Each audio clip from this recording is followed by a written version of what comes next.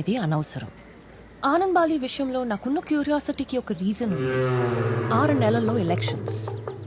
జనాలకి పంచే black money Anand Bali ద్వారానే ఫ్లో అవుతుంది. ఒక రకంగా ఆనంద్ బాలి చేతుల్లోనే స్టేట్ ఫ్యూచర్ డిపెండ్ అయి ఉంది. అయినా చెడు చేసే వాళ్ళని నీ క్వశ్చన్స్ ఎందుకు అడగరు? మేడం ఒక్కడొకటి, వాట్? ఇప్పుడు ఇన్ని సంవత్సరాల్లో ఇన్ని గవర్నమెంట్లు మారినా ఇంతమంది ఆఫీసర్స్ వచ్చినా ఒక్కరు కూడా ఆనంద్ వాళ్ళు ఏం చేయలేకపోయారా? ఫర్ ఎగ్జాంపుల్, నువ్వు డ్రగ్స్తో దొరికిపోతే 20 years శిక్ష పడుతుంది. మర్డర్ చేస్తే ఉరి శిక్ష పడుతుంది.